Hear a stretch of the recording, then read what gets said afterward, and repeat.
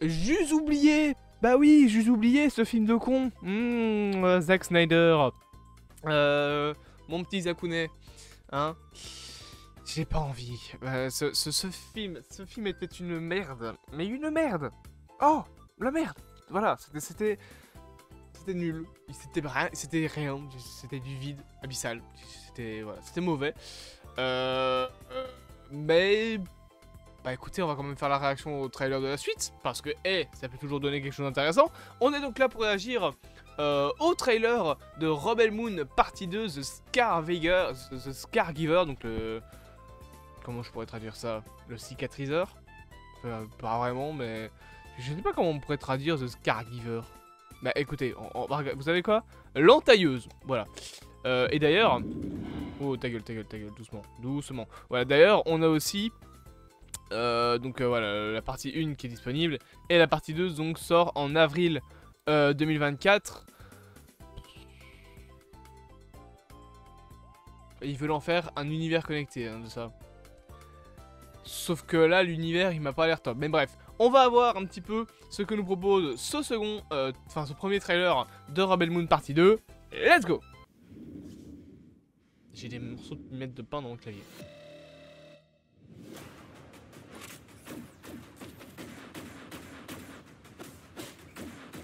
Ok, une sorte de... Ah non, c'est pas un plan séquence. Dommage. J'aime beaucoup le sabre.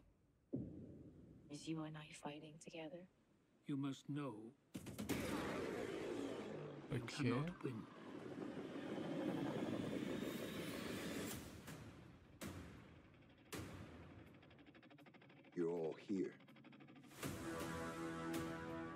Le méchant du 1 il est pas mort.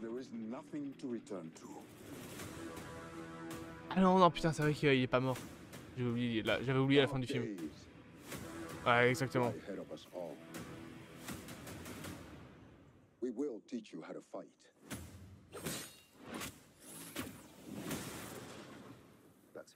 La rébellion est en marche donc.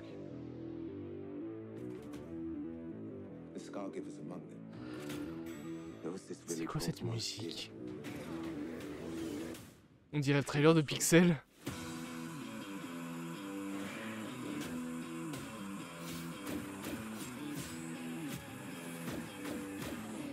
Ça fait beaucoup trop film d'action en mode Fast and Furious.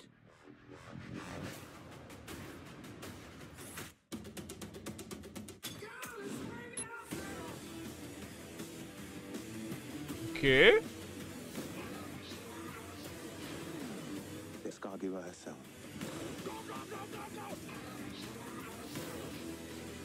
Are you truly prepared to allow this to continue in your name? I'm sorry. I won't allow this place to die for me. Encore du combat de sabre laser. C'est pas du sabre laser, mais ça y ressemble.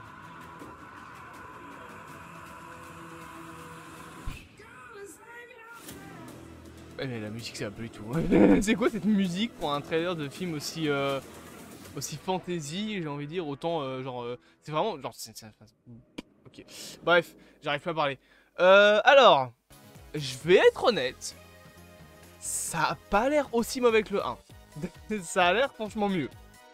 Alors ça a l'air d'être du gros film d'action pour un. Et puis c'est tout. Mais ça m'a l'air un peu plus intéressant. Peut-être l'histoire. Honnêtement, j'ai l'impression qu'on a déjà vu toute l'histoire du film. Voilà, je vous le dis, je me suis dit ça durant la réaction. J'ai l'impression d'avoir déjà vu tout le film. En mode, ça c'est la scène d'intro.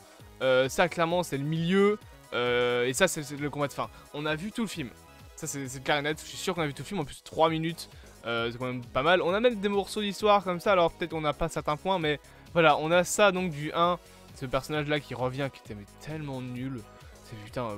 tout ça pour le faire revenir, lui, c'est vraiment, ça casse les couilles. Mais il y a quand même des trucs qui sont intéressants, notamment ce combat avec le robot là. J'ai oublié son nom, mais espèce de robot qui sort de nulle part dans le premier film. Voilà, ça c'est classe. Ça j'aime bien. Alors ce plan là aussi est classe avec l'espèce de jet de flux, plus de quoi? C'est du plasma, je suppose. Une espèce de... C'est comme de la lave. Donc ouais, je pense que c'est du plasma. que c'est des fusils qui fonctionnent au plasma, hein, c'est genre vous voyez qu'il gicle un peu un produit quand il tire. Mais franchement ça a l'air mieux, mais ça a pas l'air d'être le film de l'année. Voilà, dans le sens où ça a l'air bon, d'être un bon divertissement. J'espère que ce sera un meilleur divertissement que le 1. Il y a le retour des personnages qu'on avait vus. Mais à part ça, bon, concrètement, voilà, c'est un film de Snyder, quoi. Les films de Snyder, c'est pas beaucoup des films très, très porteurs de messages. Il y en a certains qui sont... Je perds mes cheveux, mais à un point. Je me suis lavé ce matin. Qu'est-ce que je disais? Ah oui. Il y a beaucoup de points avec Snyder, de films aussi, où il n'y a pas beaucoup de messages derrière. Il y a la moitié de sa filmographie, il l'a fait pour le fun, hein, soyons d'accord derrière. Alors il y a des films qui ont une meilleure portée, genre Batman vs Superman, Man of Steel et sa trilogie. Sa trilogie d'ici a une portée, même si Zack Snyder Justice League, je trouve que c'est un peu moins ça. Mais par exemple des films comme Rebel Moon, je vois pas très bien la portée qu'il y a derrière. Le message en fait. Le problème c'est que le cinéma c'est ça, le cinéma c'est porter des messages. Là je trouve que le film Rebel Moon, le premier, portait pas beaucoup de messages, et les seuls messages qu'il essayait de porter c'était enfoncé à la truelle, surtout dans un film où il se passait pas grand chose, donc c'était un petit peu dommage. Là ça a l'air d'être mieux, ça a l'air d'être un peu plus intéressant, alors ça n'a pas encore une fois l'air d'être le film du siècle, mais je pense que ça peut donner quelque chose de sympa, voilà, de sympathique sans plus je pense. Ce sera pas un grand film, mais ce sera un bon divertissement qui va nous faire marrer 30 secondes avec les espèces de combats au sabre laser. Ça me fait rappeler la meuf qui se battait contre... Enfin, la femme, pas la meuf. La femme qui se battait contre l'araignée, là. Genre, c'est elle, d'ailleurs, hein, c'est ce personnage-là. Cette scène de combat ne servait à rien dans le premier film. À rien. Et le problème du premier film, c'est qu'il introduisait des personnages avec à chaque fois une scène censée être cool. Enfin, quand du temps, c'était pas cool parce que c'était moche. Les effets spéciaux étaient dégueulasses, surtout sur l'araignée. Mais du coup, c'est tout le film passait son temps à t'introduire des personnages. Et c'est tout. Voilà, c'est... En fait, on dirait le prologue. Le premier, on dirait vraiment un prologue à une histoire. Le problème, c'est que du coup, t'en fais pas un film. T'en fais un prologue. Voilà, tu le fais dans le début d'un film. Mais il faut quelque chose. Là, tout le film, on t'introduit de nouveaux personnages. Tu connais même pas leur nom parce qu'on t'en a introduit 7, je pense, au total. T'as pas le temps de t'attacher un minimum à eux, t'as pas le temps de les développer. Il aurait fallu, je pense, en introduire peut-être 2 ou 3 dans le premier film. Et puis le reste dans les suites. Histoire de, voilà, construire une équipe. Et plutôt que de faire un film, faire plusieurs films où elle est comme ça. Mais bref. J'espère donc que cette petite vidéo vous aura plu. Bien évidemment, n'hésitez pas à vous abonner, à partager, à liker et à commenter. Et on se dit à bientôt pour de prochaines aventures.